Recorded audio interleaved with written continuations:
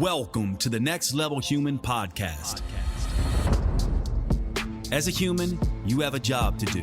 In fact, you have 4 jobs: to earn and manage money, to attain and maintain health and fitness, to build and sustain personal relationships, to find meaning and make a difference. None of these jobs are taught in school, and that is what this podcast is designed to do: to educate us all on living our most fulfilled lives through the mastery of these 4 jobs. I'm your host, Dr. Jade, Teta, and I believe we are here living this life for 3 reasons, and 3 reasons only: to learn, to teach, and to love. In this podcast, I will be learning, teaching, and loving right along with you. I'm grateful to have your company. Here's to our next level.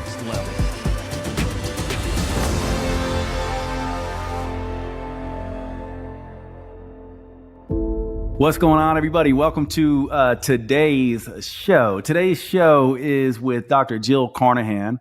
I am very excited to have this conversation with Jill. And lately I've been doing a lot of sort of interviews with people who I've learned from, admired, respected. Jill is definitely one of these people. She's an amazing human, has an absolutely amazing story. In my mind, a true next level human and just a wealth of information. Years back, I saw her speak at, I think it was the Institute for Functional Medicine. I can't remember exactly, but I've been a fan of hers ever since. Now, Jill is an MD.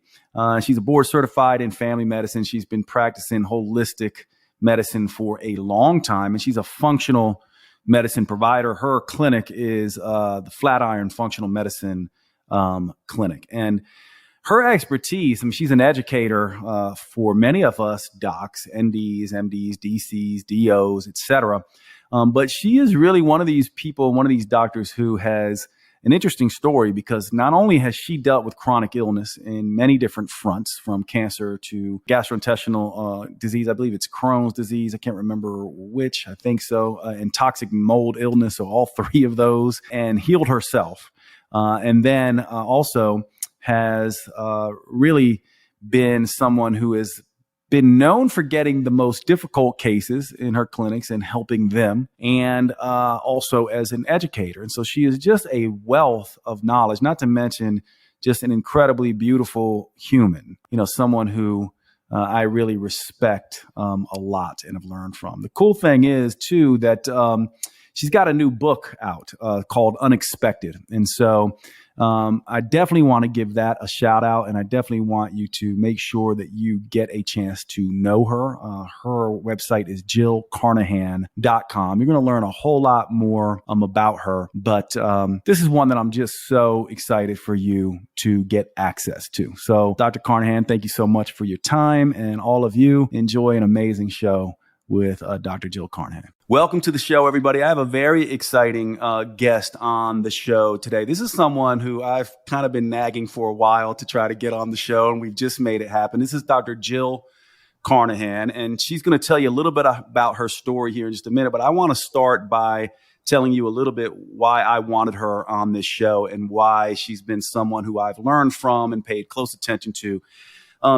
In addition to being, an MD, traditionally trained, she is a functional medicine practitioner and has been engaged in educating a lot of us in both the traditional medicine world and the alternative medicine world.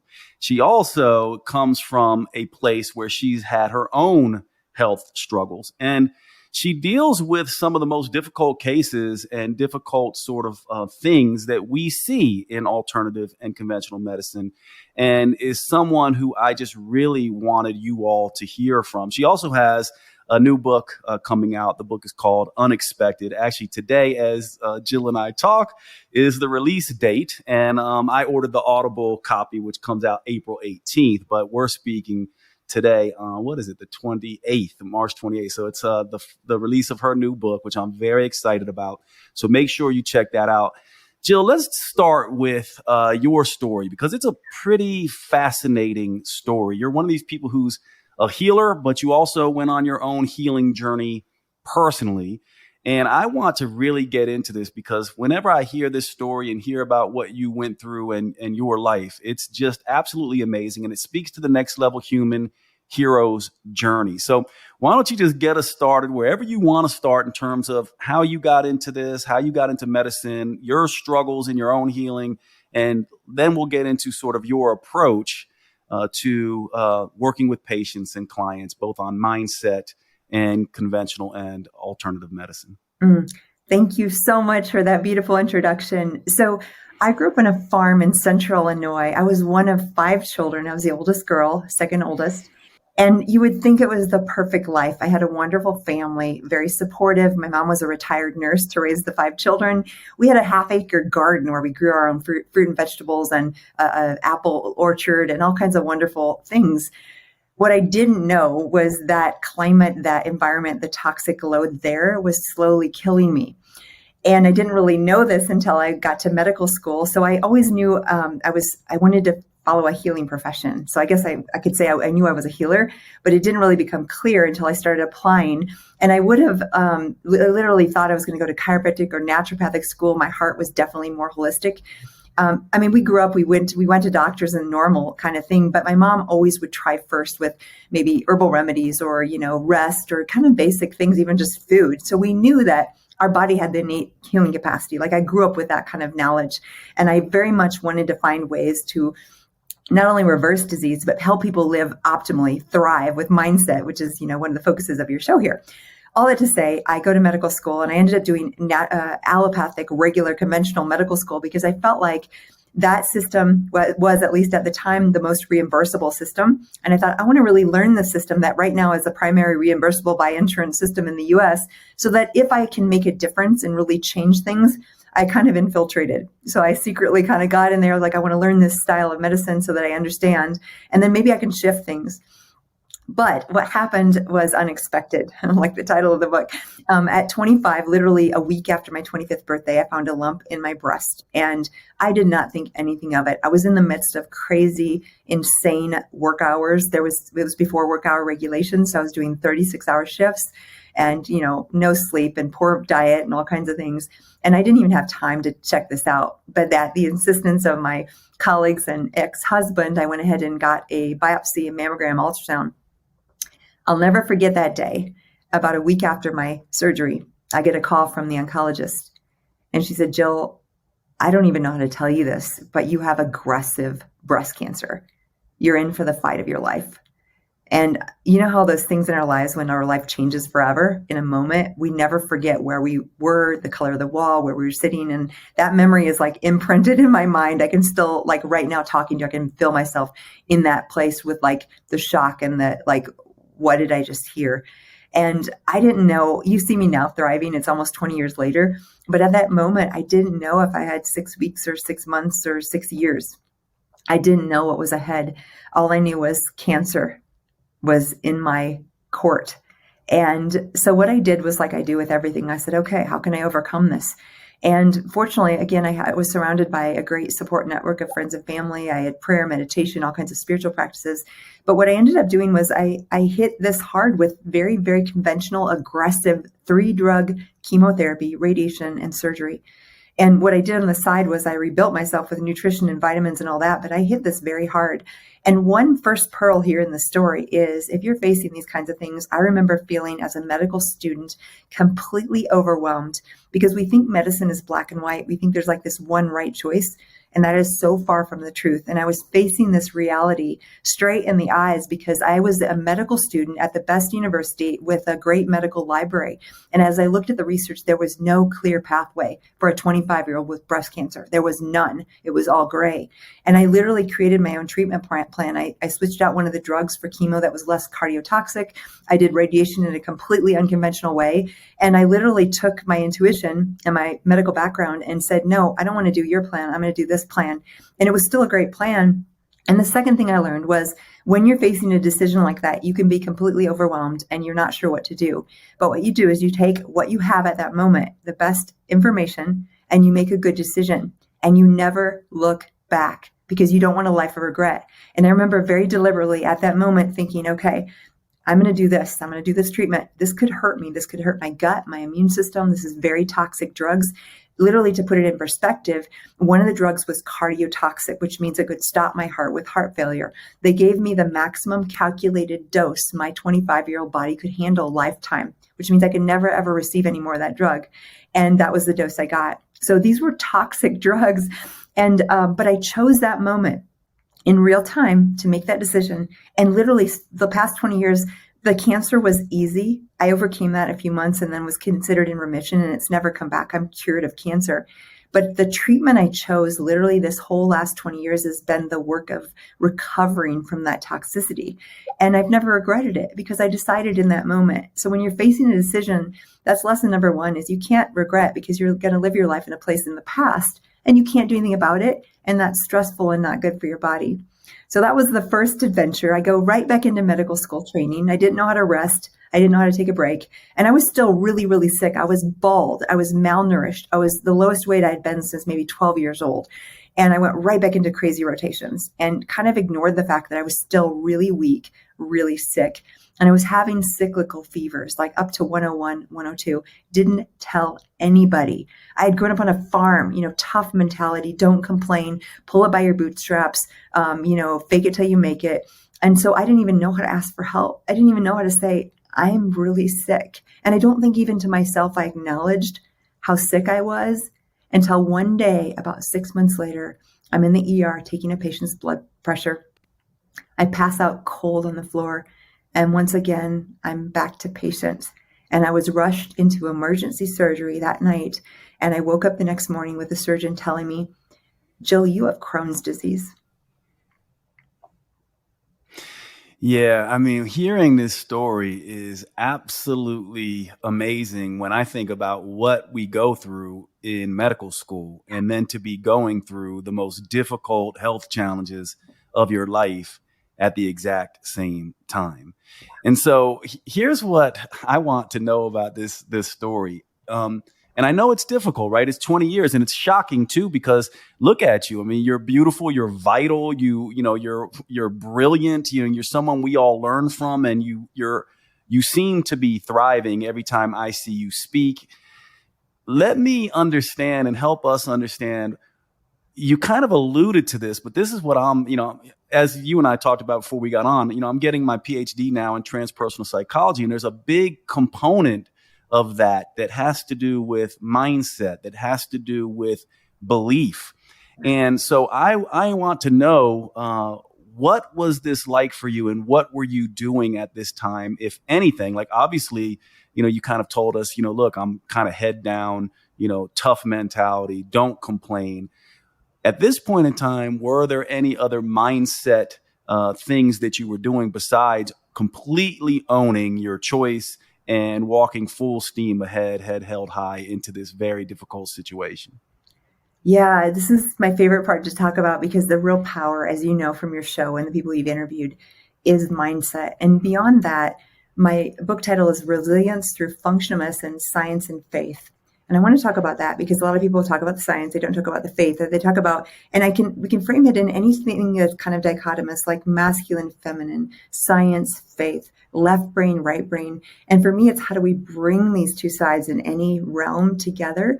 And so when I talk about faith, let me first frame this, because I do believe in God and I have a very strong faith, but many of your listeners may not, and that's okay. And I want to frame this in a very universal way. I believe that faith is how we deal with the inevitable uncertainty of life. And that's a non-religious kind of thing, right? So I come at it with my own perspective, and I'll share that with you. But I want you to know, if you're listening, you don't have to believe like I do. You don't have to come from the same background that I do. But there is a value in having this higher purpose, higher calling. And when you know that so deeply, that's integrated into your soul and your heart and your mind, you can know that life can't throw you a curveball that you can't figure out. Like, you have this faith to believe that in real time, you're going to have the resources and the ability to overcome. And I think I was born with some of that piece, and then it just developed over time because I kept getting thrown curveball after curveball after curveball. And each time I realized, oh, I'm stronger than I thought. Like, I have this resilience inside of me. And each of you listening, you have this too. I'm not unique. And I want to, if anything, encourage you to harness that. So for me, it was this deep belief in faith, and there's something bigger, something greater. And then it was the mindset of reframing every situation. Instead of like, why me? I never asked why me, never. I said, okay, why not me? And what can this do as a teacher? And I didn't know at that first experience of cancer, it was like, I remember hearing on the radio this preacher that was like, the sickness will not end in death, but it's for the glory of something greater. And that I like grabbed onto, and like I felt like it was speaking to me, like, number one, okay, I'm not going to die. And I believed that from that moment on. And that was 1 week into my diagnosis. I knew, I had this knowing, and it was, I am not going to die. And whether that was true or not, I think that belief framed the fact that I believed with every cell in my body that I was going to survive. So I did everything to approach this in a way that a survivor would do, and not someone that's going to die from this disease. And that framed my whole life. And then the second thing was, I believed that there was some meaning or purpose in this experience. And when you shift that and you start to look for meaning and purpose in your deepest, darkest periods of life, they become this teacher, and they become this thing that gives you a sense of purpose and meaning greater than you ever could have imagined, in the sense of all of a sudden you experience suffering and you're like, how can I deal with this? And those lessons that we learn in that experience, we can take and we can shine to those that come into our lives, like my patients and the readers of my book and the people that I come in contact with. I want to share with the world how you can transform suffering and difficulty into something that creates a greater purpose and meaning in your life. And I didn't know back then, but that story of cancer would frame everything I did. And when I started in 2010, I moved from a hospital system where I was integrative medical director in Illinois to Boulder, Colorado, to start my own practice. And the first thing my ex-husband said, which we're great friends now, he said, Jill, you have to start sharing your story. And I had no idea that cancer story would actually connect me to people in such a deep, meaningful way that it would totally frame my practice, my teaching, like everything I did, because I could now come and say, I have been there. I have experienced this, and hopefully you don't have to, but in my experience, this is what I've learned.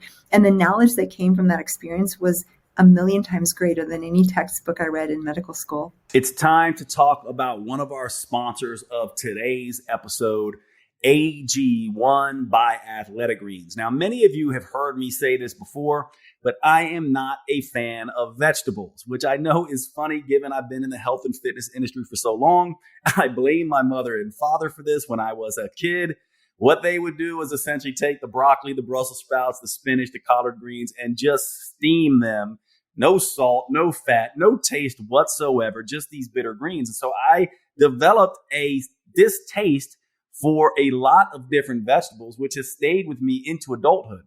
One of the things I've done to mitigate that is use a greens powder pretty much ever since greens powders have come out on the market. And I've tried every single one. They started out tasting like swamp water. I found a few that I really like the taste, but recently, one that I have been taking for a very long time, as you all know, I wear a continuous glucose monitor. I found that it was actually spiking my blood sugar because probably the tapioca starch in it, which some people don't respond to tapioca starch with elevated blood sugars.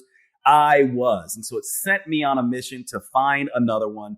And one of my friends turned me on to AG1 by Athletic Greens. Now, I've heard about Athletic Greens and AG1 for quite some time. I just never tried it. And now that I have tried it, I have become a huge fan.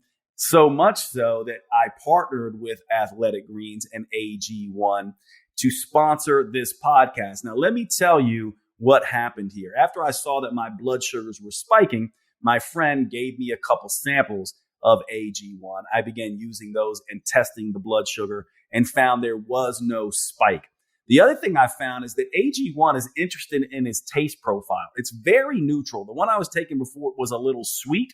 I really loved it. But this one is very neutral, which actually suits me because what I found is I can actually not only take this first thing in the morning in water and have it taste very neutral, almost like there's nothing there. I can also add it into my protein shakes, which means now I'm getting double the greens that I was getting previously because I add this right into my protein shakes and it does not change the flavor of the shake at all. The other thing I realized once I started looking at the label is that this product is not simply a greens product. It also is a multivitamin, multimineral. It also has fiber, which acts as a prebiotic. It has probiotics in it, and it has functional mushrooms, which act as adaptogens in it.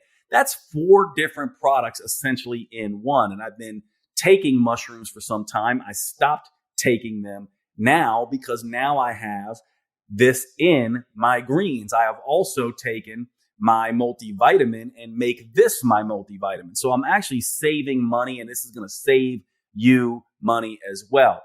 The product AG1 is also NSF certified. And you're going to say, Jade, what does that mean? The National Sanitation Foundation is a foundation that essentially does testing on products to make sure there are no harmful substances, no persistent organic pollutants, no heavy metals. Now, this costs money to do. AG1 and Athletic Greens has spent the money on this. They spend money on making sure that the product that you are getting is good quality without contamination in it. You might say, well, Jade, isn't this true of all products? And actually, no, it is not. If you ever follow some of the news in this area through consumer labs and other things that do testing on these products, you'll see that many of them will have trace levels of things like mercury and cadmium and lead and things like that in them because they're not doing this testing. So this is an extra piece of insurance for us. The other thing I love about this product that I learned as I was doing my research on it is that this is the 52nd tweak or adjustment they have made to this product in their existence. AG1 has been tweaked 52 times. Now you might say, well, Jade, why would they be doing that? And the reason why is because they continue to improve. We know that science is evolving. We know that it's not just about more nutrients. It's about balanced nutrients. It's about the Goldilocks effect of this. And they are constantly learning, as we all are, and then constantly adjusting their product to taste better, to be more efficient and effective in delivering the nutrients. It acts as an antioxidant. It acts as a multivitamin. It's a prebiotic, a probiotic, and an adaptogen all in one. They have mastered this over several iterations of this particular product. And so I am a huge fan right now of AG1 and Athletic Greens. And I'm hoping that you will check this out. It's time for all of us to reclaim our health and arm our immune system with convenient daily nutrition. And AG1 does that with just 1 scoop in a cup of water every single day. That is all you need. There is now no longer a need for a million different pills and supplements to look after your health. All you need is this particular one. It really clears the stage to simplify your supplement regime. To make it easy for you, Athletic Greens is going to give you a free 1-year supply of immune supporting vitamin D and 5 free travel packs with your first purchase. All you have to do is visit athleticgreens.com/next level. That's athleticgreens.com/next level to take ownership over your health and pick up the ultimate daily nutritional insurance. Check out AG1. I love it. I know you're going to love it. And I'm so happy that they are on board to sponsor the podcast as well. Thanks so much. Check out AG1, athleticgreens.com/next level. And let's get back to the show. Yeah. And Jill, you and I, this is the first time you and I are meeting personally. And one of the things the listeners who listen to this podcast hear me say over and over again is something that you just said, this idea of using our suffering as a source of meaning, our pain as a path to purpose, our hurt as a way to help. And what's interesting about this is actually my PhD research, what I want to do, one of the things that I am looking at doing is this idea, and it's very much what you just said, is this idea that we're all going to suffer as humans. We don't necessarily know how, but we know that we're all going to suffer. And a lot of us, and I want to get your take on this in just a minute because it is somewhat controversial. There's 2, in my mind, choices we can make. One is sort of this victim choice. And let's be clear, this is language that can be triggering for people. But what I mean by victim is that obviously, if you're going through suffering like Jill was going through, or any of you listeners are dealing with, obviously there's a time and a place to be victim. We must take the time to feel and deal with what we're struggling with. However, I do believe that at some point we must make a choice at some point to not continue living in victim. And the way that I want to test this is, what if with our suffering, we decide I am going to use this suffering as a way to, I'm going to go find it out there, the same suffering that I'm having, and teach these people who are suffering in the way that I'm suffering with the lessons that I have learned. And if you listen to Jill's story, as she was saying, that's exactly the choice she made. And it's really interesting. It seems like you did that very early on in this process, or at least that you were aware of that I'm going to use this as a way to teach. And I'm wondering how you see this, because I haven't done these studies yet. This is what I want to do. I'm still trying to work out how we will actually test this. But the idea is find people who are suffering, basically take those lessons that they're learning and go find other people who are suffering in similar ways and begin to use that as a way to heal others. And inadvertently, my belief is, and we will see if this comes true, this is my hypothesis, that they will inadvertently begin to heal themselves. And so I want to get your take on that. And I also want you to speak maybe a little bit, if you feel comfortable, on this idea and this dichotomy between living in victim versus, sort of moving to this, what I would call a hero mindset, which is like, I'm going to use this to do good in the world.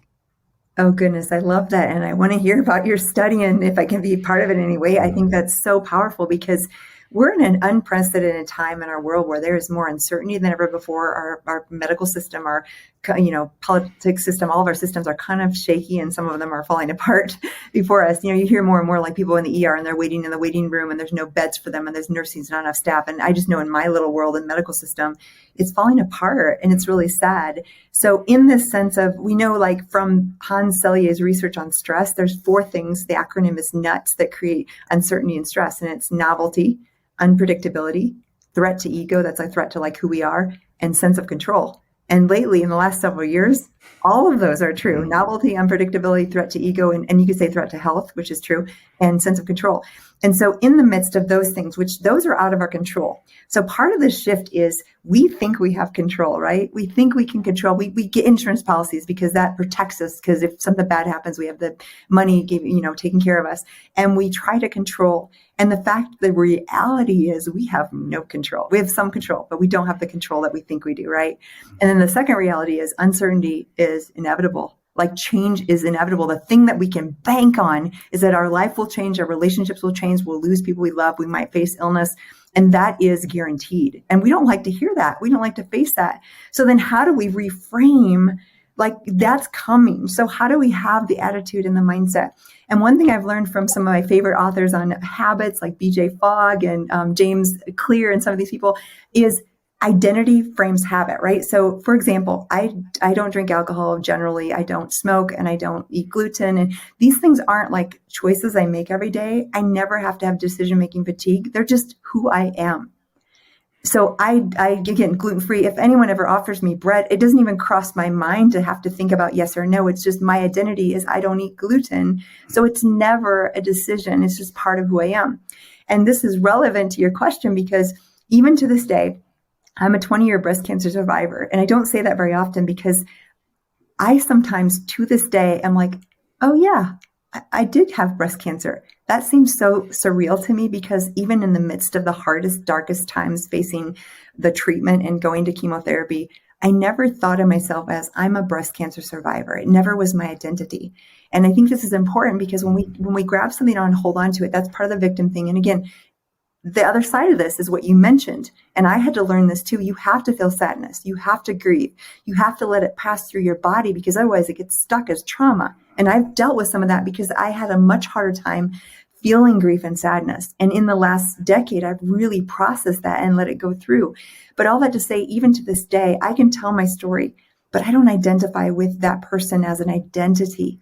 And if we do, again, you can maybe temporarily identify so that you can get through it, struggle and feel the suffering, but then let it go. Because the moment we identify and become something, our habits, our mindset, and everything else will reflect who we think we are. So I would literally, like, after some of my healing came after my divorce, and one of the things I would do is I would walk on this path a couple miles every day, and I would say, every day in every way, I'm stronger and healthier. I'm wealthier and more resilient. I'm younger and more beautiful. I will overcome all obstacles. I will outlast all adversity. Things are turning in my favor. And at the moment I started saying that, it was like I was almost laughing, like, like, okay, especially younger, more beautiful. I mean, who tells themselves they're younger, more beautiful? And I was struggling in that area. So I was like, no, I'm really, but what happened just little by little, and you can see it now, it's just part of me. This is my identity. And, since I started saying that and believing it, my subconscious brings it to pass, because anything that we get into our subconscious mind deep enough, our body cannot help but bring that to pass if we truly believe it. It's like a program. If we put that program in our computer, which is our body, physical, mental, and spiritual, the computer program will come to pass. And it sometimes takes repetition. And in the beginning, you may not believe your identity, but you can change it. And it's through that programming. And for me, the bigger envelope here is I believe I am a physical being, but I'm also a spiritual being. And I believe that energy I bring into the world is part of the healing power. And the number one thing of all of this is my purpose in this world is to be unconditional love to myself and to the people I come in contact with. And it's so simple when you have a core meaning and purpose. Cancer can't take that away from me. I can still love and be loved. Crohn's can't take that away from me. Mold illness can't take that away from me. Divorce and toxic relationships can't take that away from me. So when you have a core identity, nothing can take that from you. Yeah. And you know what I love, Jill? One of these things that I think is core to this and is really difficult for people is, and you said this, and I just want to make sure the listener hears this. There's an aspect of Jill telling us her story that she owns.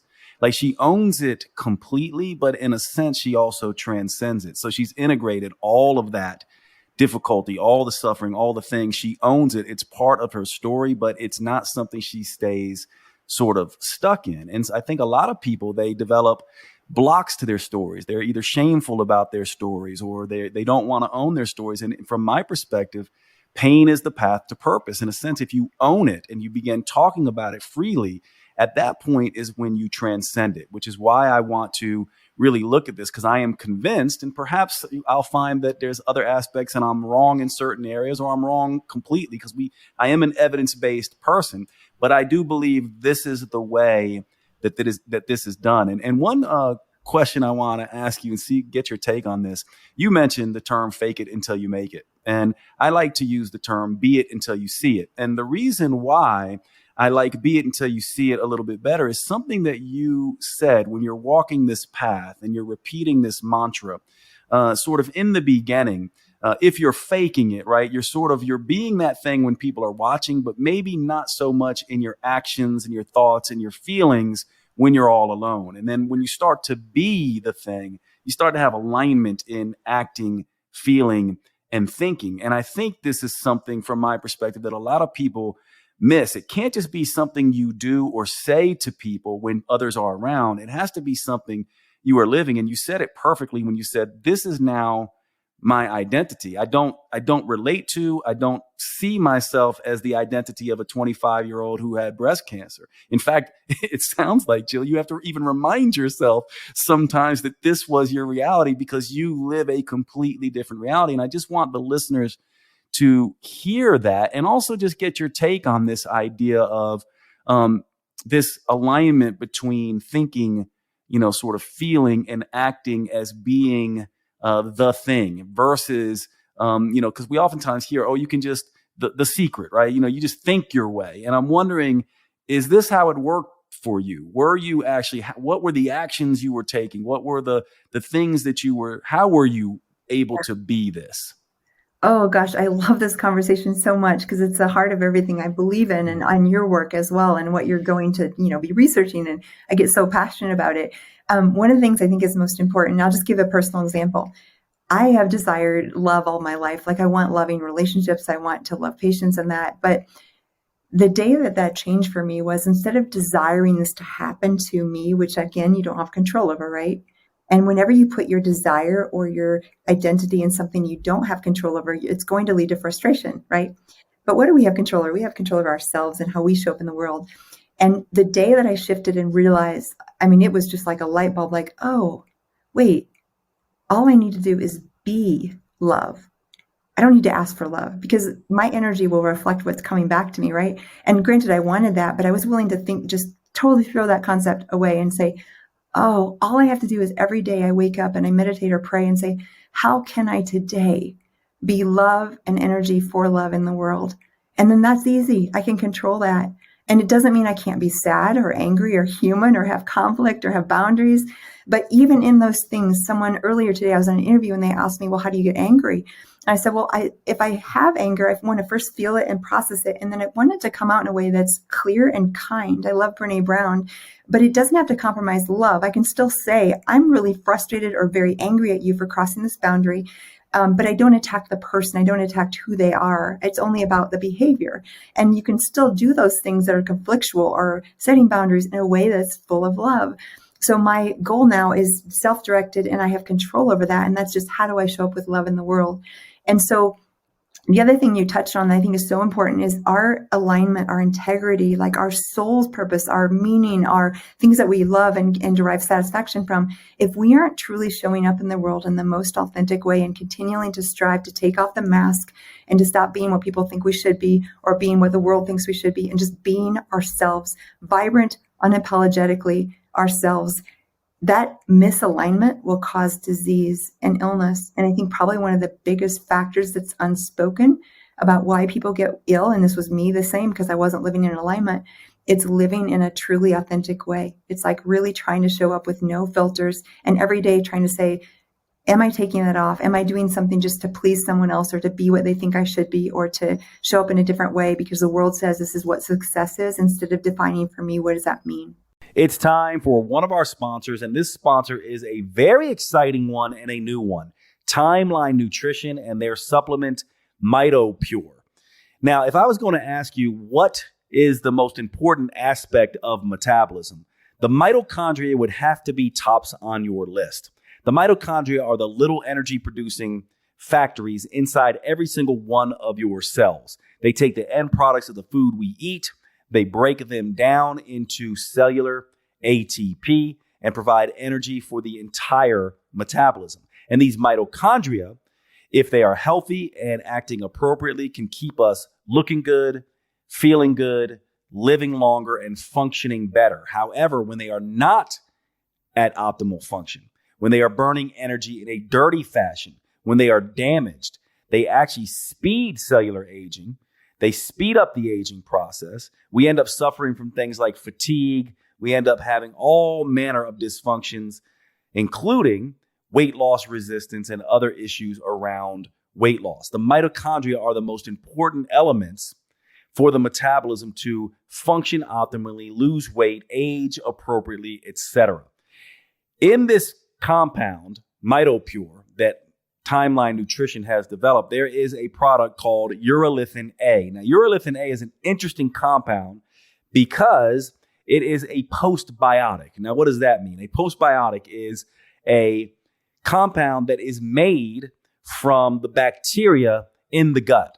And so when you eat things like pomegranates, strawberries, walnuts, things with polyphenols like this, they go into the digestive tract. Your gut bacteria start working on them and they can create compounds. Urolithin A is one compound that is in the MitoPure product. It comes from, naturally occurs in nature from this bacteria in our gut that break down the polyphenols from primarily foods like pomegranates, strawberries, etc. And it can increase mitophagy in mitochondria. So you might say, well, Jade, what is mitophagy? Mitophagy is the ability for mitochondria to repair and regenerate and recycle their proteins and to stay healthy and functional and de-age. When we can stimulate mitophagy, we can keep our mitochondria functioning efficiently. We can decrease aging. We can increase energy. We can improve our ability to lose weight, function optimally, and stave off diseases of aging. This is what Timeline Nutrition has done with their MitoPure product and the urolithin A that is in it. This is a very exciting area of research. We have not had the ability to support the mitochondria in the way that we do now with this particular product. You definitely are going to want to check this out. I've been taking the product for several months now. It is one of these products that I really, really strongly recommend. To get the product MitoPure, all you have to do is go to timelinenutrition.com/next level. timelinenutrition.com/next level. And let's get back to the show. Mm.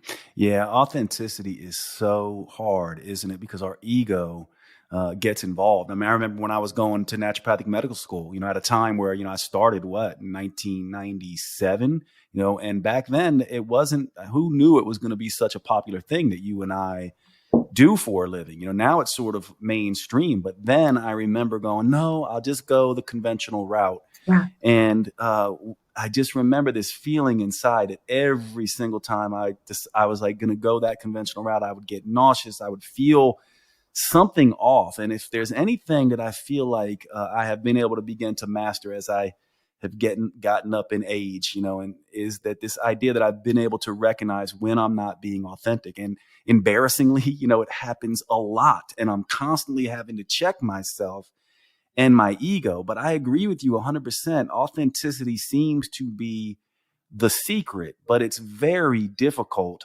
to pull off. But I do think the more you own uh, who you are and make that decision. Like, for example, when I first made that decision and all of my family was just like, oh my God, Jade, don't do that. But once I owned it, other people started to own it. And then I developed some confidence and some competence for the next time when I got out of medical school. And I was like, I don't really want to do the traditional family practice. I want to integrate, a workout system and, this kind of stuff. And everyone said, don't do that. And it builds on itself. So you get better and better and better at this. And I do see it the way you see it as well. I mean, it's so cool talking to you in person finally and seeing how much in alignment, sort of we are. That's not always the case, but it's really, really nice to see.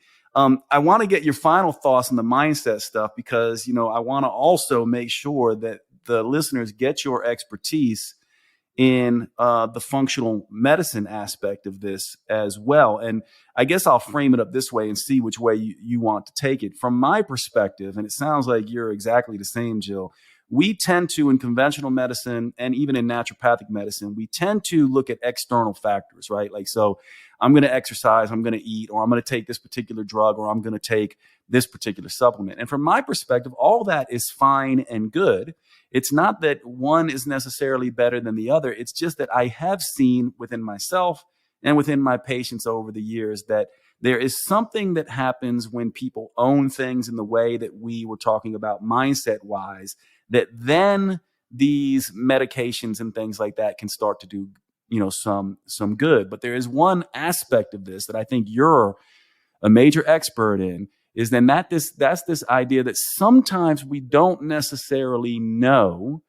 We do live in an environment that can be challenging. There are things in the environment that are, sort of stealth, and we don't always know. We might feel off, but we don't know why. And not everybody is able to figure this out. Now, you have, really developed an amazing reputation for dealing with some of the most difficult things we deal with: mold toxicity, Lyme's disease, chronic autoimmune conditions, all of these kinds of things. And so I just want to understand from you how you see this transitioning from, yes, the mindset is important, but obviously, life still happens and we can still get infections and we can still be exposed to things unknowingly.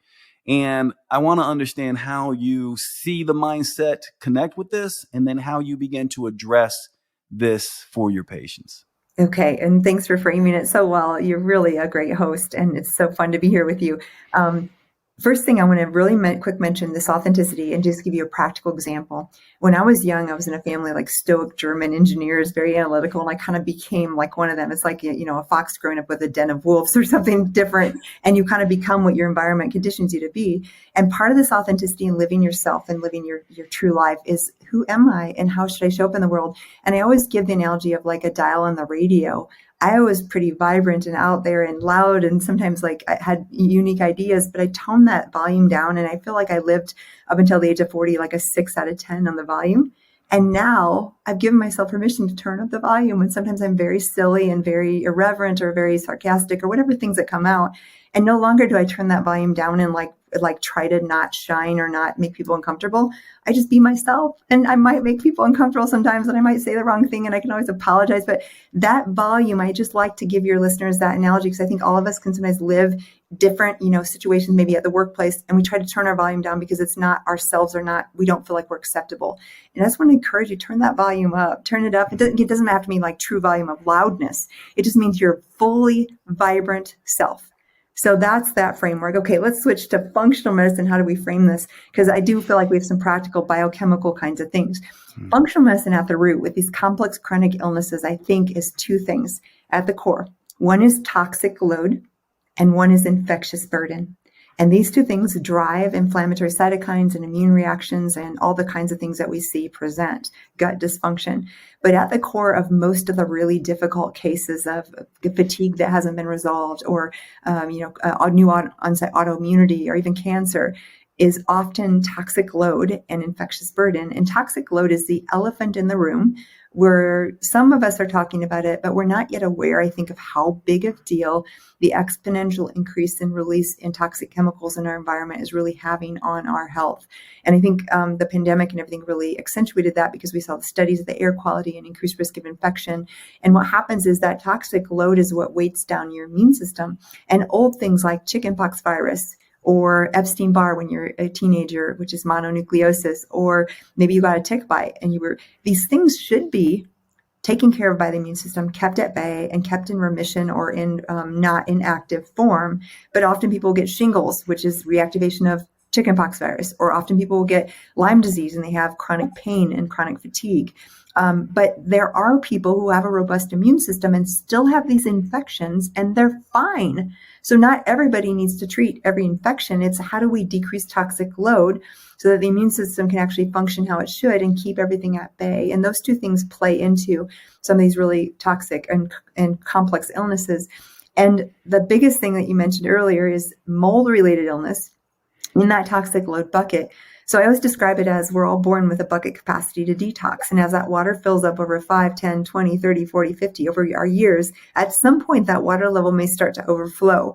And the typical things we see when that toxic load gets too much for our body to handle and we can't bail out the water anymore is cancer, autoimmunity, and neurodegeneration. So cognitive dysfunction, Parkinson's, Alzheimer's, ALS, etc. There's many more things that can happen, but those are the big three. And we see those as both, all three are epidemic in proportion as far as what's happening in our world. And mold just happens to be something that really fills up the toxic bucket very quickly and very aggressively. And it's one of those things that typically, like say in this room I'm in right now, there could be mold behind the wall, but everything looks fine. I just have brain fog and I don't feel well. And thank goodness there's not mold here, but that's very common for people to have an exposure and they don't even know it, but they feel like they're going downhill. Yeah, it's really interesting, right? How you put this in. And as you all can see, as you're listening to this, you can see why Jill is such an amazing teacher, because this is what she does oftentimes when she teaches. She really takes these big concepts and distills them down into big buckets that you can actually grasp. And so now we have this idea of infectious burden and sort of toxic load, which now begins. Obviously, there's a lot of stuff underneath that, but at least we have a place to begin to start. One of the things I want to ask is, a lot of people will kind of see these things in functional medicine. We see lots of dysfunction before we get to disease, right? Which is where you and I sort of specialize. We may not necessarily have a diagnosis of autoimmunity. We may not be able to find, cancer. We may not be able to find something actually wrong, but we know we're not functioning correctly. And so from my perspective, how do we begin to look at this? So from the functional medicine perspective, I would say, I use this idea of biofeedback, that our body's talking to us all the time. So the metabolism doesn't speak, English or Spanish. It speaks metabolism, and we need to know how to sort of understand that and translate that. So things like fragmented sleep and difficulty in sleep, hunger issues, energy that's unpredictable and unstable, cravings, mood issues, these kinds of things.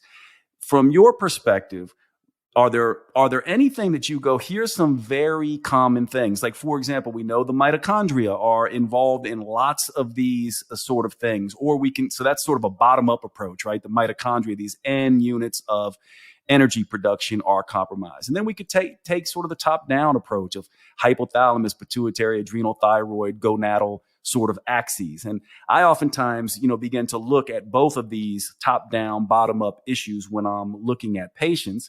And I want to know how you look at this. If we took your model of like, okay, what are the infectious insults?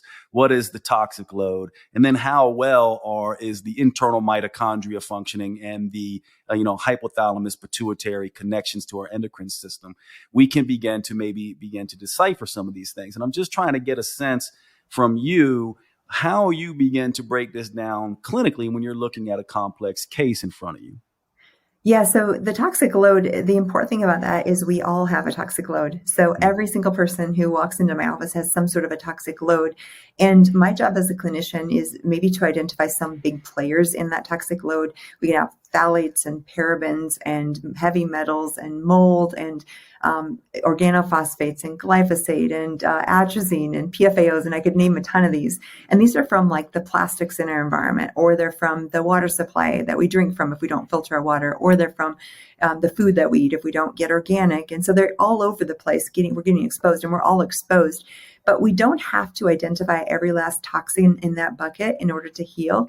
And many of the detox principles that I teach my patients, and we'll talk about those, are going to assess all toxic burden and not just specifically different things. So I'm much more of a big picture person. Now, the infectious burden, if we take care of toxic load, sometimes the immune system can come back online, and I don't have to be so aggressive at the infections. So I always start with toxic load. Now, I can test this. I can do urinary tests for all those things I just named and actually identify, is there mold toxins, is there phthalates, is there parabens? And then we teach things like, cleaning products, making sure you're not using toxic chemicals to clean. For men and women, hair, makeup, beauty products, making sure things on your skin are clean and they're free of phthalates and parabens. And those are all kind of the basics. But I always teach something really simple, because this can get overwhelming very quickly and depressing, because we're swimming in toxic soup, all of us. But what I say is this: clean air, clean water, clean food. Start really, really simply.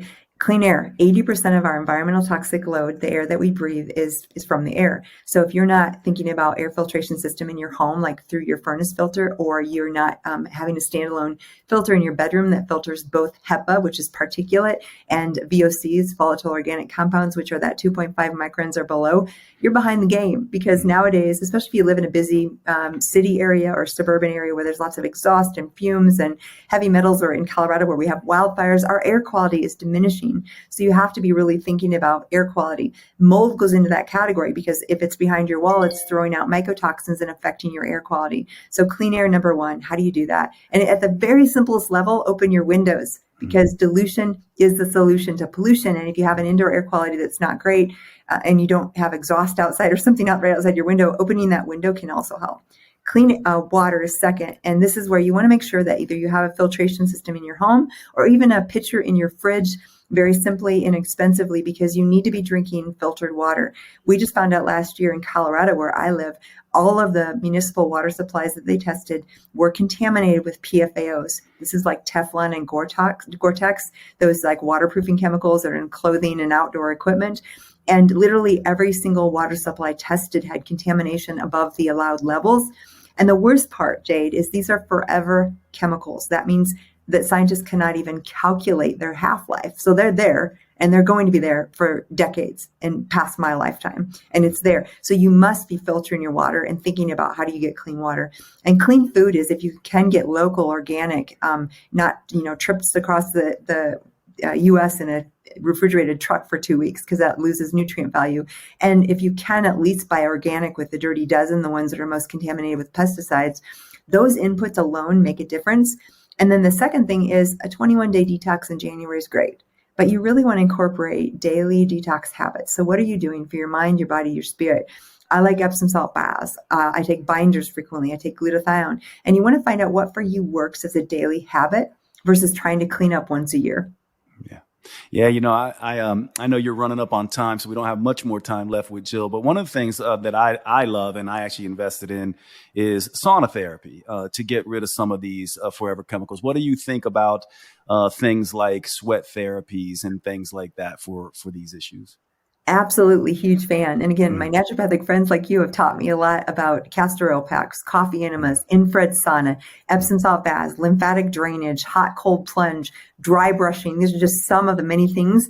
And we as conventional medical doctors forget about lymphatics, and lymphatics are so powerfully huge with detoxification as well as sweating. So lymphatics is that lymphatic drainage, dry brushing, lymphatic massage, lymphatic drainage remedies, and then that hot cold therapy, a lot of the cold plunge, which is so popular right now, that stimulates lymphatics. So it can be really, really powerful.